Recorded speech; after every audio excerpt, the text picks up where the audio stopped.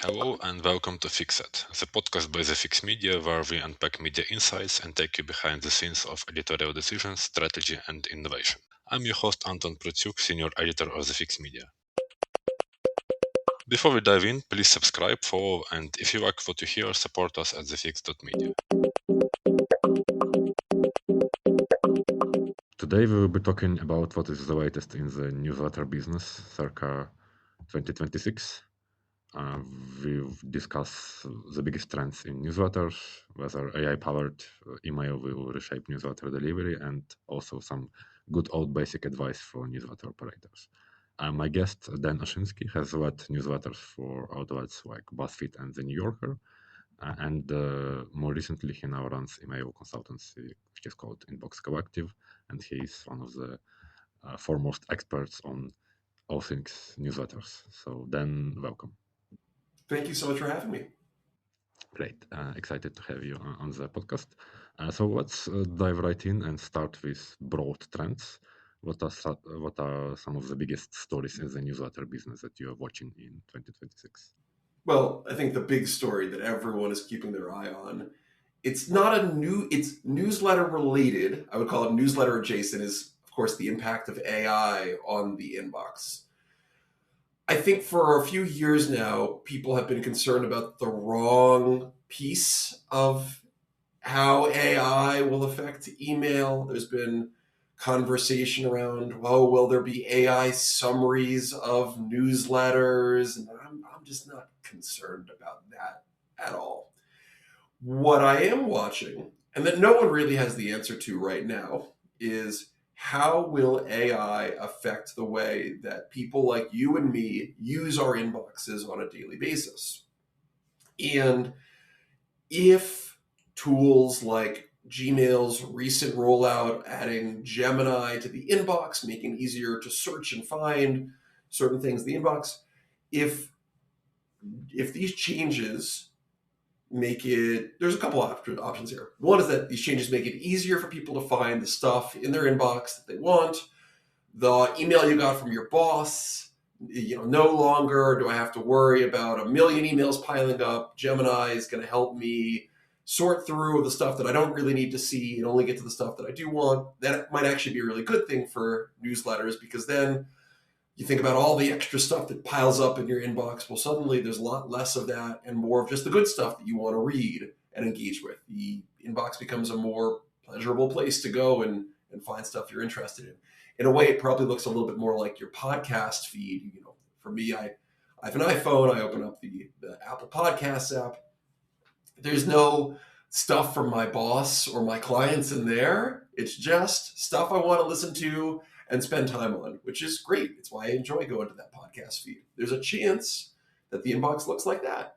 There's also a chance that people say, great, I don't need to spend as much time in the inbox because I don't have to sort through quite as much stuff every single day. So I don't check my email quite as often. And that could be a negative for newsletters, because so much of the success of newsletters is built on, I open my email multiple times a day, and things that I want to read from writers or news organizations are there already. So that's the big thing that I'm watching this year.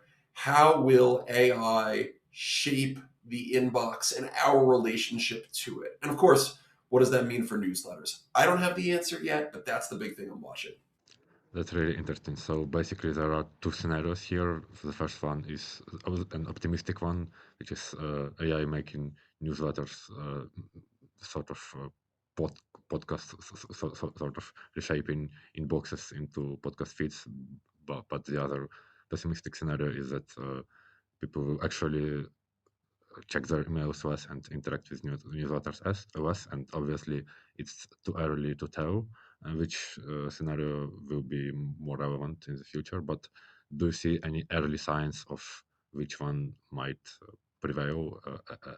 Maybe some early signs from some of these AI-powered email services that are popping up. I tend to be more optimistic, and for one reason, email has been with us for so long as a technology.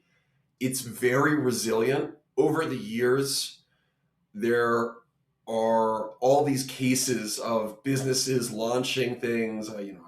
the founder of Slack announces this is going to kill email, and there's a number of these examples over the year. Oh, email is dead. And email is, I don't think this is going to be everyone's favorite comparison, but I have a friend who used to refer to email as kind of the cockroach of the internet. It's kind of hard to kill. It sticks around. It's resilient, and it's so built into our routines that I struggle to imagine a world in which email won't be part of our day-to-day routine. It's so built into how businesses operate that I tend to be more optimistic that a lot of these changes for the inboxes will make the inbox a better, more useful experience. In all the years that I've been in email, and I started at BuzzFeed in 2012, I have never met someone who says that their favorite part of their day is checking email. No one says, I just can't wait to open up my email and see all the crap that's in there that I have to deal with right now. And so I'm optimistic, actually, that if these tools make it easier to sort through all the rest of that stuff that you don't want, you'll be left with the stuff that you do want, and it's going to be emails from writers and organizations that you trust and want to read. Of course, then the second part of this is, as people who are making newsletters, you have to make sure that you are making something that is great, that someone wants to open and read. If your newsletter is someone's 12th favorite newsletter, it's probably not going to get a lot of attention in a future version of the inbox. The goal is to figure out, how do I make something that people say, this is essential, I always make time for it. Maybe I don't always click, but I always make time to open and read. And it's something that I always look forward to when I see your name in the inbox. I know that this is something I need to make time for. If you're building a great product, I think you're going to have a good chance to stand out in the inbox.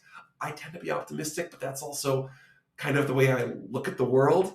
There are plenty of people that you can talk to who will go, this is the end of everything. I don't think we're there quite yet, though. So I was going to ask about what newsletter authors, newsletter operators can do to mitigate these risks from AI-powered changes in distribution. And obviously, the most obvious response is just make great stuff, right? Just write good newsletters that people actually want to read or to interact with. Yes, but are there any other maybe more tactical tips that you can offer for people for people in this context?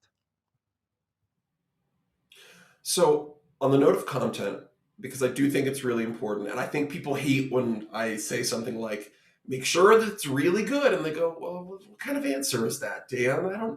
So what I will say is, really focus on making sure that there is something essential in every single newsletter that people can learn from, read, get value from. And what that means is, I think a lot of the newsletters, so many organizations have been doing kind of the same thing with newsletters for years. News organizations, legacy operations in particular, I think have been guilty of saying, well, our newsletter is sort of the link between your inbox and our website. We send you a list of 10 stories that you should read, and you link out and you click. And that's okay. But as we move forward, I do think you have to think about, how do I incorporate voice and personality? How do I bring more expertise and insight into the inbox? So that way people can click if they want to read more, but also there is value provided right there in the inbox. I know as I say that, it's funny because someone will listen to this podcast and go, well, Dan, I subscribe to your newsletter, and my newsletter largely is, hey, I wrote this really big story, go click and read it on my website. That being said, I started to add more features and more original content into the newsletter itself to supplement that big story. I have linked out for years because the stories that I publish are so long that a 3,000 or 4,000 word story just does not display correctly in the inbox, and the experience is better, and readers have gotten used to that. But I've started to add more original content to the newsletter as well, so that way there's always something that you can open and read. It doesn't mean that I don't link out. I do still have links in the newsletter, but Think about how you add additional value to your email. So there's always something that people want to find. I think that's a really big one. The age of here's my newsletter, it's just 6 links, go click, I think is probably going to go away over the next couple of years because it just doesn't feel essential enough. And so many of the best newsletters out there today, and this has been something that I would say some of the email service providers like Beehive, Substack, Ghost, Kit, some of these brands have done a really good job of building out products that anyone can use. So many people now have newsletters. It's not, I read a newsletter for the New York Times that's, hey, I've gone out on my own now, and I have my own newsletter you can subscribe to through a platform like Substack, Beehive, some of these other ones. And those newsletters have a lot of voice, a lot of personality. They come from a person. And I would love to see more organizations, more newsrooms in particular, start to mimic that and say, it's not enough for us just to have a list of links. We need to have a personality or a voice behind this, the same way that when you have a podcast, I want to have an anchor for this podcast. I want to have a person behind it, someone that you can trust and connect with, because I think the future versions of the inboxes that exist are going to be about more and more around the people that you want to connect with. And if that person works for a brand, that's amazing. But having that human connection is going to be a really important differentiator. So, really think about, is there something essential? Think about how you add personality and voice as well into the mix, because I think people are going to look not just for, the name of the brand, but the person behind this. That's going to be the thing that stands out in the inbox. So one really tactical piece of advice is for news organizations to make sure that there is a specific anchor, specific person tied to the newsletter if it's not the case yet, right? I think so, yeah. And you can start small. You can start with something where it's, a little note at the top that says that comes from a person, and a little byline at the bottom, the signature, Jan Smith wrote this email, whatever it is. But adding little bits of personality and voice, and that could mean something small like recommending something that day, if it's a local newsletter. Here's 3 things I'm interested in that's happening today in my community, or a little note about at the top about something you did that weekend or a restaurant you tried. You're just trying to find small ways to say a person, not a robot, not AI, actually wrote this email. And when you come and open our newsletter, you know that somebody took the time to write this and build this for you. I think that it's funny to imagine, but having an email written by a person, I think, will be a differentiator for newsletters going forward, knowing that there is a real person behind this sort of thing and not, AI summarized these 5 links and put it into a newsletter, and maybe a person was involved, maybe not. Yes, that's definitely great advice. And obviously, overall, the impact of AI is a huge topic for newsletters right now, right? But are there any other big trends you're watching right now? So the other big one that I'm keeping an eye on, actually, I'm going to give you 2. One is changes in growth. A few years ago, I think a lot of legacy publishers said we have a huge advantage over anyone who's independent. We have this website and this brand name that we've been building for years. People are going to come to our website, they're going to see a sign up box, they're going to sign up for the newsletter. That's our big advantage. But what we're seeing now in the inbox space is a lot of these more independent publishers that have popped up on the Beehives, the Substacks, the Ghosts, the Kits. They are saying, look, what we can do is we can grow in partnership with other newsletters. So someone signs up for my newsletter, I recommend a friend's. Someone signs up for the friend's newsletter, they recommend mine. And so when someone is signing up for those newsletters, I actually have someone who's helping me grow. And that's a real advantage right now, because a lot of those spaces, these independent spaces, are seeing lots and lots of new signups and growth. So partnerships are a real opportunity. And I think a lot of publishers, the legacy publishers, have not taken advantage of the relationships they have with other publishers or other organizations they have within their community who may have an email list. I'll give you an example. I was talking with a client of mine a few weeks ago. We were talking about the idea of partnerships. They said, "Well, I don't know if we really want to work with, we're the radio station in town. Do we want to work with the newspaper in town?" I said, "Well, you don't have to do the newspaper. Do you have relationships with the local theater, the local zoo, the local museum?" They reached out to the local theater. Turns out the local theater in town has an email list of 125,000 people who open their email every single week. It's like, these are the people you want to be working with. They have the biggest email list in town. And you bring something to the table and they bring something to the table. So figuring out how to make a partnership there work, because the theater doesn't do news and this radio station doesn't do theater. But together, we could grow together. So changes in growth, and also seeing more and more of these independent publishers leaning into paid growth. Right now, you can still acquire an email address if for $1 to $2 often. And so that's an opportunity for you to say, look, is it 100% of our strategy? No, but we should be spending some money to try to reach new readers, especially as we see changes in search, changes in social, changes through AI that are cutting into publishers' web traffic. Just trying to convert people off your website is not going to be enough. So that's one big thing that I'm watching. The other, and this is also from the independent space, we're seeing these new publishers really focus on multiple revenue streams. This isn't a huge surprise in the media space. We've been watching this long enough to know if you only have one way of making money, in the end, it's probably not going to be enough. So many publishers were relying on print revenue for many, many years. Then that shifted to the internet. They were caught flat-footed. Digital revenue, digital ads weren't making it up. And then, of course, there was this huge shift over the last 5 to 7 years towards reader revenue models, subscription, membership, donation. But the best publishers that I'm seeing in the newsletter space are the ones who are saying, look, we have a combination of a few models. We have an ad model. We have a reader revenue model.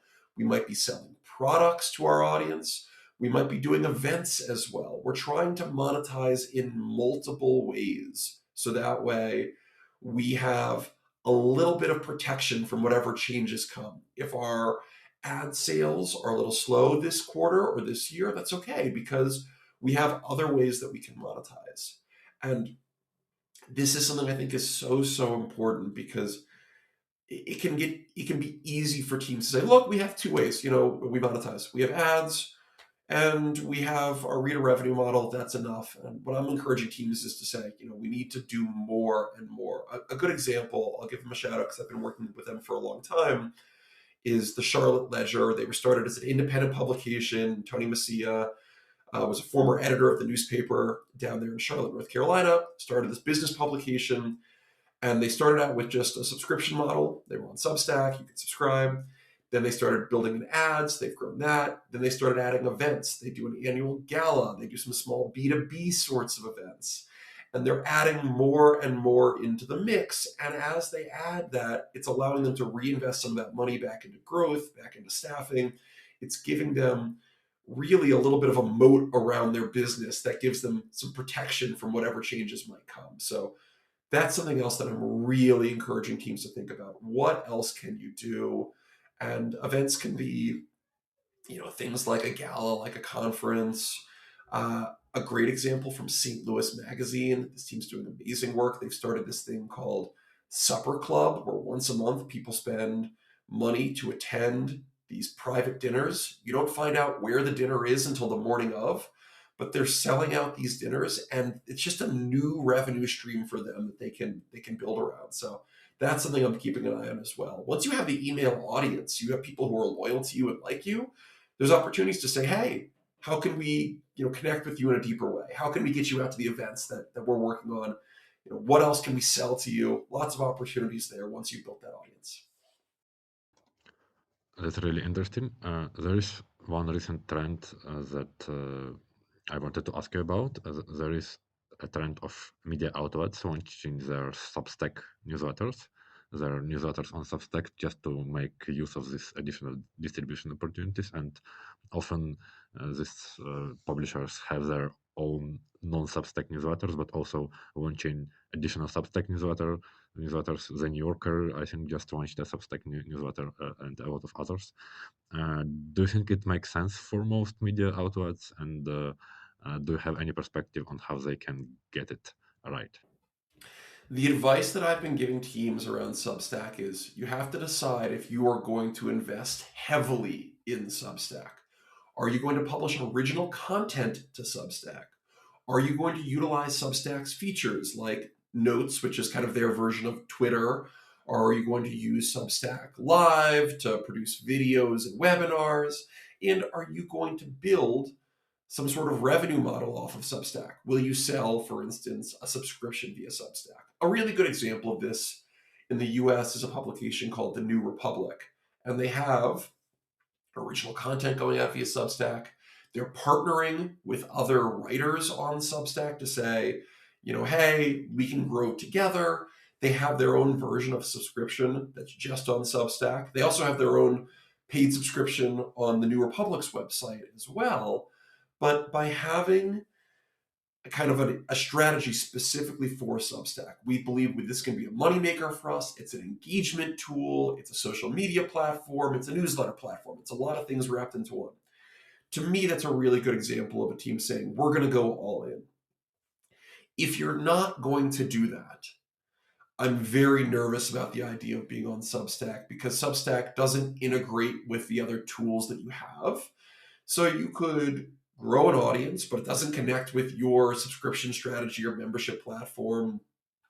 It can be a little bit of a, I think sometimes teams launch on Substack because they've seen somebody else they respect launch on Substack. And this is the classic media case.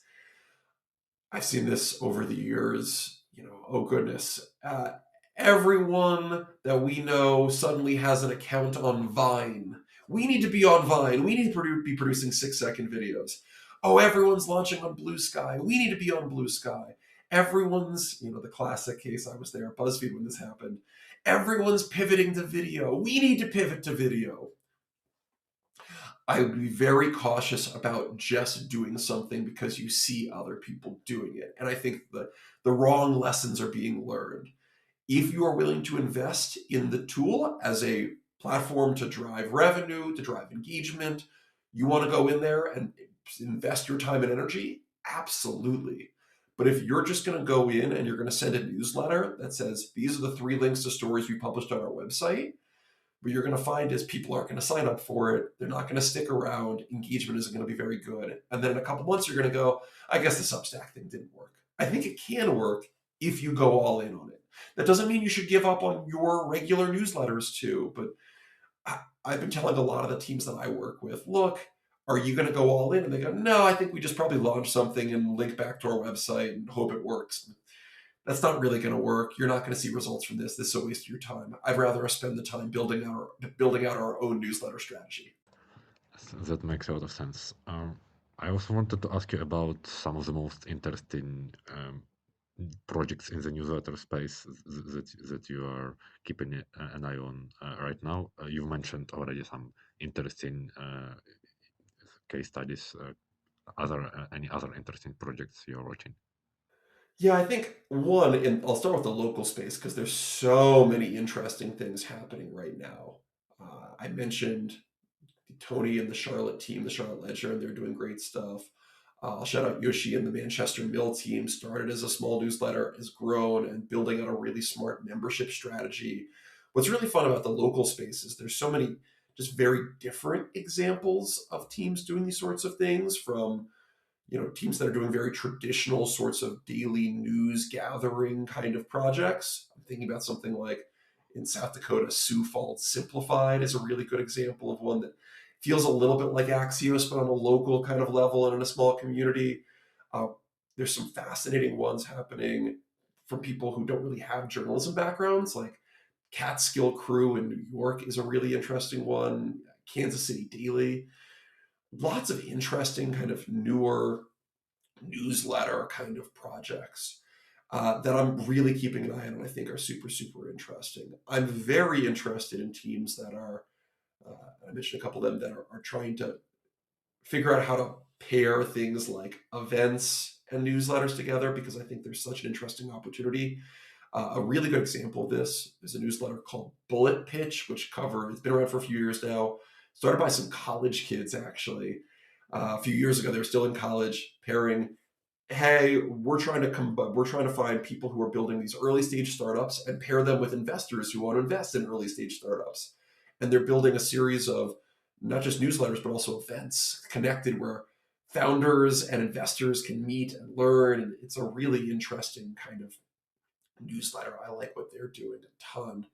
And I'm also just interested in people who are doing stuff that feels, sometimes you see a newsletter and you go, oh, I've seen a version of this, but in a different day and age. A personal favorite of mine, actually, there's a great newsletter called American Weekender that feels like the travel section of a newspaper that you would have read 20 years ago. Every week they highlight new cities and food that you should eat in these different cities. They do a really good job. They go all around the country. They built an app. They have a paid subscription. And when you read it, you go, it feels familiar because it has all these elements of the food and travel section that you used to get in the newspaper every single week, maybe on Sundays, but it's done via newsletter. And I think that a brand like that is doing kind of an uncommonly good job of creating content. But what stands out about a lot of these places is they're going a little bit above and beyond for their audiences. It's not a newsletter that's just, hey, here's 3 restaurants in Milwaukee, Wisconsin. The quality of the photography is good. The quality of the writing is good. They're building a lot of experiences for people. It's really interesting to see people go a little bit above and beyond for their audiences. And those sorts of experiences, when you see them for the first time, you go, oh, this is uncommonly good. And that stands out because you only get a couple chances to really make an impression on people. And if something stands out to you right away, it sticks with you and you go, I'll give this another shot. If you read the first newsletter and you go, I can't tell you how many times I sign up for a newsletter. I'm sure you do too. You get the first edition, you go, I don't know, this is fine. And then you never give it another shot. And so that's why things like building out a welcome series is so important, because it gives you a chance to make that great impression right away. The content is so important. It has to be my friend Chanel, who writes a great newsletter called Growth in Reverse, likes to call it insanely valuable content. It's not just something you wrote, but something that you go, oh my goodness, this is incredible. The content really has to stand out. It really has to shine in order to work. Like in the episode, sounds like we're a great match, and we couldn't be happier. If you'd like to strengthen our bond, support us by donating or joining our membership program. That's it. No more interruptions. Back to the episode. So we've been talking about this high-level trends, the impact of AI, and so on. But I also wanted to get back to the basics, and discuss a few basic tips for newsletter operators that are relatively simple but still often ignored. And you've just mentioned one a really good piece of advice, which is to build out a welcome series. Maybe you can offer a few more tips like that. Yeah, a few other things. On the note of greeting your audience right away, one other best practice is to try to collect more information up front. So the more I know about my audience, who they are, what they care about, what they need from me, one, the better the newsletter I can build, and two, the better I can start to segment my audience. So, for instance, let's say I'm going to be myself in this case. Hi, I'm Dan. I have a newsletter about newsletters, and I want to target people. I'm doing an event in where I live out here in Utah. I want to target people who live within a couple hours of me. I don't want to reach out to my audience that lives in Australia or Europe or Africa, because they're not going to come to a local event or a regional event here in Salt Lake City, Utah. But the people who live out in the mountains or out on the West Coast, yeah, they might show up for an event if it's good. So if I've collected information like where people live or what kind of newsletter you work on, hey, I'm building an event for people who are doing independent newsletters. You're not part of a big media organization. You're on Beehive, Substack, Ghost, that sort of thing. And you live out in the mountains or the West Coast. Come to this event. I'm going to teach you how to build a better newsletter and make money. Let's say I'm doing something like that. The more I've collected the information about who you are, what kind of newsletter you work on, where you live, the better I can say, oh, just these people should get the announcement about this event because they're the people who are most likely to show up. A reader who lives in Australia is going to see that and go, I can't come to that. And they may unsubscribe because they were annoyed that I asked them. So one of the best practices now is start to collect information upfront. A few examples of newsletters that are doing this really well that I'll shout out. One is called The Assist, which is a newsletter for women in business. There's a great newsletter called Deep View, which is an AI newsletter. One called Half Baked. It's half-baked business ideas. These are newsletters that when you sign up, they're guiding you through a little bit of a welcome flow right away, asking a few more questions. Tell us about yourself, who you are, what you do, what you need from us. Sometimes they're even offering monetization opportunities at the end of it as well. Like Deep View is a good example of this. You sign up, you tell a little about yourself. They say, hey, we've got some other newsletters you can sign up for. And also, you told us about some of the AI tools you're using. May we recommend these AI tools that we think you might like? And there's affiliate links there, and they're making some money off of that. But collecting data early and often is really important. So that way you can do the segmentation and targeting and build a great newsletter. That's definitely something I'm recommending to people. Thing number 2 is just making sure all your email authentication settings are done correctly. There's some stuff if you go to Inbox Collective and search for things like SPF, DKIM, DKIM, or DMARC, DMARC. I have great resources about these. These are things that everyone needs to set up to make sure you're in the inbox. And if you've gone through the process, for instance, of setting these up correctly, you can also start to get your logo into the inbox. And so I have, if you go to search on the Inbox Collective website, logo in inbox, it'll pull up an article that I've written that explains, all right, if you've done all the authentication stuff, you can get your logo onto iPhones, in Apple Mail. You can get your logo into Gmail, Yahoo. And that actually makes a difference. If I'm looking through, we talked about how you stand out in the inbox, personality is one, but if I'm looking through the inbox and some people have no logo and some people have a really nice logo that you recognize right away, no surprise, you're going to have a chance to stand out and get open. So that's something I'm really recommending to people as well. We talked about monetization and growth a little bit too. A lot of this is just basic stuff, but still, I find that most teams aren't even doing the basics. So often I talk with teams, do you have a welcome series? I can't believe it's 2026 and I still have to, the number one thing I do with clients when we start working together is I go, well, you got one email in the welcome series, we need to do more. And they went, well, we already wrote one, why do we need a second? It's like, well, because that one welcome email just says hello. We need to tell them more about you and your team. Share, articles and content you've written that are great. Learn a little bit more about them. Tell them why they should support this work. You have an opportunity to use this to get to know people, to build a relationship, and to get them to support you.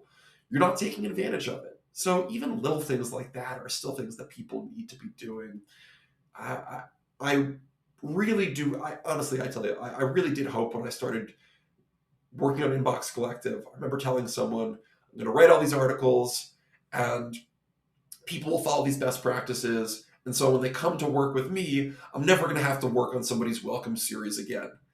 And I'm in year 8 of running Inbox Collective. And more often than not, the first thing I work on with a client is, all right, let's work on your welcome series. So there's still that basic stuff that people need to do. Yeah. So if there is one takeaway people can have from this conversation is to go and check your welcome email and make it a welcome series instead of just one email. There's just these basic building blocks like a welcome series or collecting data, audience research, all stuff that you need to be thinking about. Yeah, the good news is for most newsletters, there's lots of room to grow and things that you can do to make your newsletter better, to get into the inbox. I wish more teams had done it sooner, but the opportunities are there right now. Yes, there is still time. And going back to the topic of AI, we've discussed this high-level impact of AI on newsletter business. I also wanted to ask whether there are any interesting use cases for AI in production of newsletters, for making newsletters better, whether it's content or whether it's all this more technical tasks like segmenting audience, doing audience research, and so on? There's a number of these. In fact, during the recording of this podcast, I have published an article on my website all about, it's called How I'm Using AI in My Newsletter, in which I walk through some of the examples. Because it is the question I've been getting so often from teams is, and some of the teams that I work with are very savvy when it comes to AI. They're using it in lots of sophisticated ways. And there's some teams that think of AI as that thing where you go to ChatGPT and you ask it a question and that's all it does. But everybody wants to know, what am I not doing with AI that I should be doing? You mentioned one use case, which is as a production kind of tool, as something to say, look, there's systems that we can put in place. I'll give you a good example of this. I've been working with a team the last few months, and they wanted to add a little section at the top of their newsletter that would be customized every single day, that would highlight kind of a table of contents, what's in the newsletter. They wanted to promote, a webinar or event if they have it. And they're a more business-focused newsletter. They wanted to have stock updates, specific stock markets, how are things doing, going up or down. And they had looked at a couple of different options, including some tools out there that would have cost them several $100s a month that could pull in things like the stock tickers. I said, look, this is actually a really good use case for AI. And so Claude is my personal favorite for coding. I think it's the best of these. For coding specifically. And so we built them a little builder that they fill in the couple of stories that's in the newsletter. They click a button and using an API, it automatically pulls in the stock updates, and then they can add whatever promotional units they want. And it's the kind of thing that we built in basically an hour using AI, going back and forth, asking questions, sharing designs, and is saving them a few minutes every day and a few $100s a month in terms of costs. And so I'm really excited about the idea of using AI for those sorts of things where it's like, here's a repetitive task, or I have a client that uses a kind of old school email service provider that doesn't have great data, and their reporting is not very good in the ESP itself, in the email platform itself. So what we've been doing for years is someone has to download the CSV with all of the data. Then they have to filter it by the email. Then they put it into this little calculator that then takes all of the sends from the daily newsletter, the weekly newsletter, the business newsletter, that sort of thing, and tells us, open and click rates. And then that gets copied into another spreadsheet that gets shared with the team. Like the process of reporting was we got it down and we were able to streamline it over the years, but it was still a 25 to 30 minute process every month to pull the data. And what we did also with Claude was we gave it all the spreadsheets and walked it through the process. We do this, we do this, we do this, we do this. And it built us a tool where now all we do is upload the CSV to this special tool that it created that lives on our machines. And so it's hosted natively on your laptop or whatever. You upload the CSV, it spits out, it sorts through all the data, it puts everything into the correct formats. It sets it up in a format that's we can click a button, copy and paste and put it directly into the spreadsheet. And so all someone has to do now is upload the CSV, click copy, and paste into the spreadsheet. So a 30-minute process we've gotten down to 90 seconds. And that's amazing because now we can share more data more quickly. And so some of those repetitive tasks, what I'm telling teams are, look at the stuff you do on a regular basis that just takes way too much time. Let's see if there's ways to use AI for that. So process is one. Analysis is one. The biggest reason I find the teams don't do things like run big surveys of their newsletter is they go, well, I'm going to get a few hundred open-ended replies to these questions, and then someone's going to have to sit there for hours and go through everything.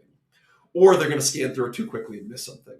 So now I say, well, look, take the replies, make sure you don't upload any personal data, don't upload someone's email address or name to this, but just the open-ended replies, and tell a tool like ChatGPT or Gemini, hey, sort through it and find some themes. What are the big things people are telling us? Can you give me some examples of what they're doing? And are there any next steps you would recommend as a result?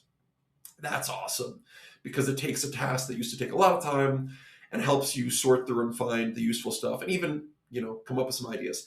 And then there's the brainstorming piece of this. Okay, we're trying to come up with new ideas for a marketing campaign to promote our paid subscription, but we're kind of stuck. What's fun is you can go to, these tools and say, hey, here's what I'm trying to do.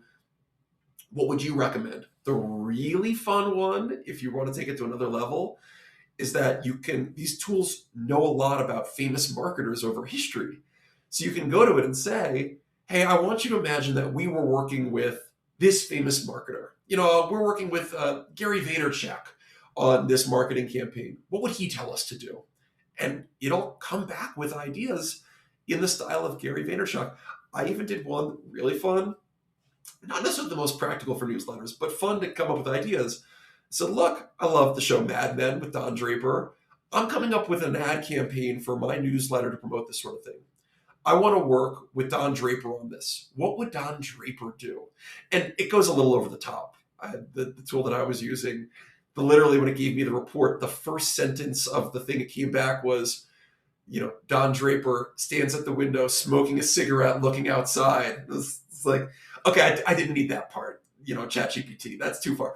But it came up with some fun ideas about how I could position, the marketing campaign that I was putting together. And so, to go to ChatGPT and say, come up with a marketing campaign is great, but these are different ways you're given. And so often what I see when I talk with other newsletter people or AI people, they'll go, imagine that you are a super smart, high level marketer. It's like, that's kind of fun, but a little boring. And this gives me a chance to go like, okay, imagine that I was in somebody else's shoes, that I actually could sit down with Don Draper and do this. Like, how would we talk through a campaign? What would it do? It does a pretty good job of that. So yeah, it's process, it's ideation, brainstorming, it's analysis. Those are the things that I'm most excited about using AI with my newsletter.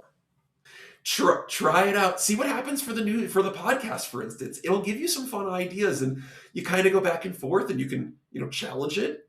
It's pretty amazing. That's great. I love Mad Men, so I will definitely try this prompt after our conversation. I think these were the questions I wanted to ask. Thank you so much for sharing a lot of both interesting observations, but also very practical insights and tips that people can implement in their newsletters. Thank you so much for having me. That's all for today. Thank you for being with us. Follow The Fix, subscribe to Fixit, and if you want to help us grow, then head over to thefix.media and become a member.